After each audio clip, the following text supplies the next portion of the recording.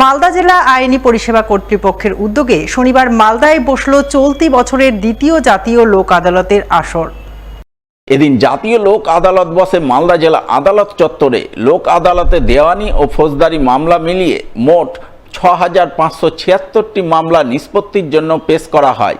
এই প্রসঙ্গে মালদা জেলা আইনি পরিষেবা কর্তৃপক্ষের সচিব প্রিয়াঙ্কা বোস জানান, জাতীয় লোক আদালত আইনি সমস্যা সমাধানের একটি বিকল্প উপায়, যেখানে আইনজীবী ছাড়াই সাধারণ মানুষ নিজেদের আইনি সমস্যার কথা আদালতের সামনে তুলে ধরতে পারেন।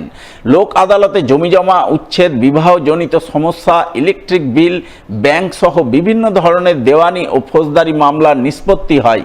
সেই নিষ্পত্তির জন্য আজ দেওয়ানি ও ফৌজদারি মিলিয়ে মোট 6576টি মামলা নিষ্পত্তির জন্য জাতীয় লোক আদালতে পেশ করা হয়েছে। আজকে আমাদের দ্বিতীয় ন্যাশনাল লোক আদালত। আমাদের ন্যাশনাল লোক আদালত হচ্ছে মামলা বা আইনি সমস্যা সমাধানের একটি বিকল্প উপায়, যেখানে মানুষ আইনজীবী ছাড়াই নিজেদের সমস্যা কোর্টের সামনে তুলে ধরতে পারে।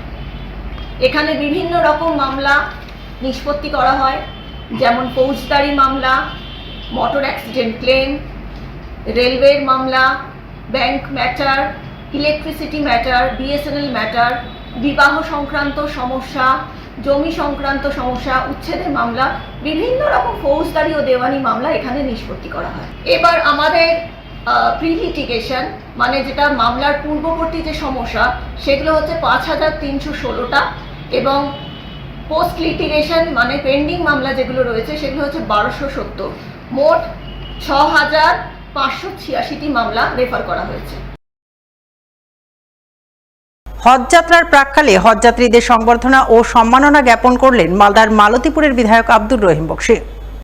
শনিবার তিনি তার বিধানসভা এলাকার 75 জন হজযাত্রীকে নানান উপহার সামগ্রী দিয়ে সংবর্ধনা জ্ঞাপন করেন। এই উপলক্ষে মালতীপুরের গোবিন্দপাড়া হাই স্কুলে এক অনুষ্ঠানের আয়োজন করা হয়। অনুষ্ঠানে উপস্থিত ছিলেন বিধায়ক আব্দুর রহিম বক্সী, জেলা পরিষদের কর্মাধ্যক্ষ রিয়াজুল করিম বক্সী, চাঁচল 2 নম্বর পঞ্চায়েত সমিতির সভাপতি বাদল সাহা, বিশিষ্ট সমাজসেবী শুভদীপ সান্যাল সহ অন্যান্যরা।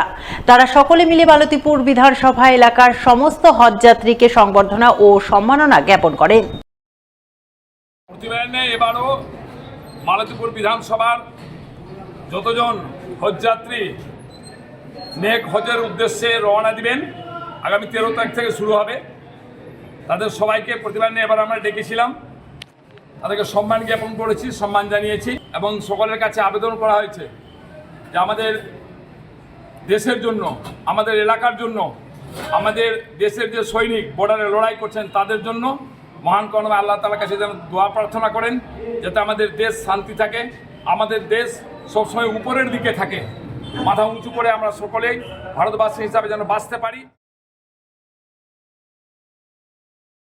ব্যক্তিগত মালিকানাধীন এক নিচু জমিতে মাটি ফেলে উঁচু করার ঘটনাকে কেন্দ্র করে শনিবার সাময়িক উত্তেজনা ছড়ালো পুরাতন মালদা ব্লকের মঙ্গলবাড়ি অঞ্চলের কংসতলা এলাকায়। ঘটনার প্রতিবাদ জানালেন গ্রামবাসীদের একাংশ।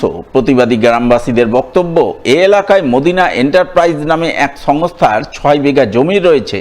সেই জমিতে রাতের অন্ধকারে মাটি ফেলে 3 ফুটের মতো উঁচু করা হচ্ছে। এইভাবে উঁচু করলে এলাকার জল নিকাশির সমস্যা হবে, বর্ষাকালে গোটা এলাকা জলে ভেসে যাবে। তাই এই ঘটনার তারা প্রতিবাদ জানাচ্ছেন। এখানে মাটি ভরছে, গ্রাম ডুবে যাবে, সারা অনেক গ্রাম আছে, সব বাড়ি ডুবে যাবে। 2 মানুষ উঁচা করে মাটি ভরছে, কান্দর জমি। প্রশাসনকে নিয়ে রাত্রে মাটি ভরছে, আমরা বাধা দিচ্ছি, আমরাকে ধমকি দিচ্ছে। রাত্রে মাফিয়া গুন্ডা রাত্রে 10টা 20টা নিয়ে আসছে, মদ খাচ্ছে, বাধা দিচ্ছে।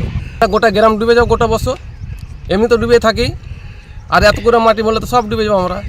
জল আসে এখানে 3 মানুষ জল হয় বর্ষার সময়। এদিকে যাদের বিরুদ্ধে মাটি ফেলে জমি উঁচু করার অভিযোগ, তাদের একজন জানান, কোনো জলা জায়গায় মাটি ফেলা হচ্ছে না, ব্যক্তি মালিকানাধীন নিচু জমিতে মাটি ফেলা হচ্ছে। এছাড়াও যে সংস্থার জমিতে মাটি পড়ছে, সেই সংস্থা ব্যক্তিগত খরচে এলাকায় একটি রাস্তা তৈরি করছে, ফলে এতে এলাকাবাসীর উপকার হবে। আর যারা প্রতিবাদ করছেন, তাদের একজন সংস্থার মালিকের কাছ থেকে টাকা দাবি করেছিল। দাবি মতো টাকা না পেয়ে তিনি কয়েকজন মানুষকে নিয়ে প্রতিবাদ করছেন। আমার মনে না, অ্যাকচুয়ালি এটা ইন্ডাস্ট্রি বেল, এখানে কিছু একটা কলকারখানা যিনি করবেন মদিনা এন্টারপ্রাইজ, তিনি আমাদের সঙ্গে আলোচনা করেছিল এখানে কোনো ডোবা বা পুকুর জায়গায় কিন্তু মাটি ভরাট হচ্ছে না। যে সমস্ত যারা অভিযোগ করেছে তারা নিজের টাকা পাওয়ার স্বার্থে ডিল করেছিল, ডিল না পাওয়াই এদের অভিযোগ। তাতে যে মাটি ফিনিশটা যেটা হচ্ছে, নোংরা জল, অনেক সময় ওখানে মশা মাছি উদ্বৃত্ত পোকামাকড়ও ওখানে বাস করত বর্ষাকালে। অতএব যদি যে পরিমাণ 2 ফিট 2.5 ফিট করে যে মাটিটা পড়ছে তাতে আরও এলাকার ডেভেলপের দিকে আছে। আমি মনে করি রাস্তাও যেটা করছে ও ব্যক্তিগত থেকে করছে, ফান্ড থেকে করছে, মদিনা এন্টারপ্রাইজ। তাতে এখানে আমরা প্রশাসনিকভাবে এটাকে ফলো আপ করে যেটা আমরা দেখেছি ভেরিফিকেশন করে, তাতে ও খুব ভালো কাজ করছে।